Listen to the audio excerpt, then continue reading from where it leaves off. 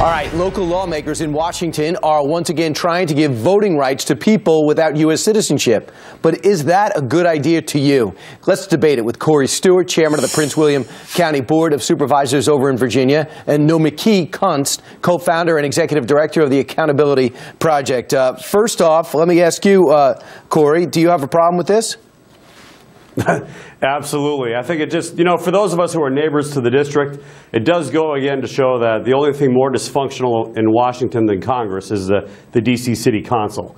This is the most ludicrous idea they've come out with in a long, long time. Well, you have to be somewhat of a permanent resident, yet to be a citizen, and they are doing it outside Illinois. They're doing it in some sections of Maryland and California. Nomiki, you see no problem with this. Yeah, this is something that the Constitution allows. We're not talking about voting in federal elections. These are green card holding permanent residents who are paying taxes. Their kids are going to local schools. They're fully integrated in their communities. We're talking about voting in small elections in the municipal regions. We're not saying voting for Congress or voting for president because that's unconstitutional. This is allowed in the Constitution, and it's also widely practiced around the world. This is not a strange, far-reaching topic. This is something that's very normal.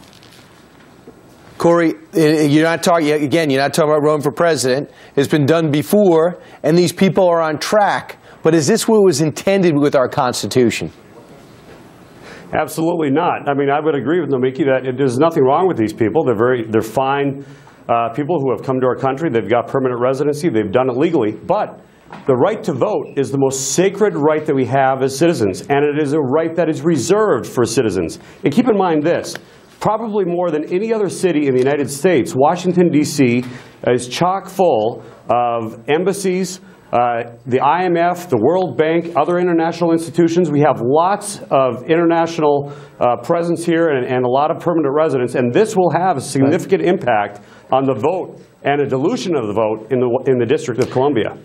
I think, these are a lot of citizens who are trying to become, these are a lot of members of the community who are on the path to becoming citizens. Right. The problem is the citizenship process is long. It's, we really need to shorten that process. But this is a nice way to introduce them to the communities that they're already very integrated in it. And Nomiki, that might be true, but also there's got to be an incentive to become a citizen. Sure. Do you also agree that a lot of people maybe lose that incentive? Hey, I can vote, I'm accepted here, I'm playing in the local leagues, I'm going to the local schools. What is the incentive to go that extra step? Oh, I think that, new citizens and people who are on the path to citizenship happen to be the most civically involved members of our community. I mean, let's be honest here. The voting, we don't have people who are lining up at the polls every single election to vote. We have a problem with voting in America. People are not civically engaged. They should be.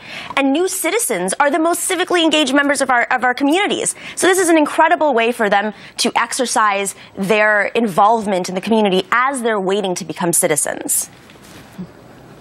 Well, I mean, look at it this way. I mean, the District of Columbia has worked for over 100 years to have self-rule. And now, once it's here, the D.C. City Council, in one act, has diluted the vote. They've watered it down. How would you feel if you were a citizen of the District of Columbia and then all of a sudden the vote's going to be extended to a lot of people who are not citizens? In fact, they're citizens of other countries. Right. And that is diluting your vote. Right. And I'll tell you one thing we could both agree on. We got to find out who's eligible to become a citizen, and we got to streamline that path. Yep. Because right now it is too gummed up with bureaucracy, and we got to find a way to strain it out. All right, Corey and Nomiki, thanks so much. Thank you.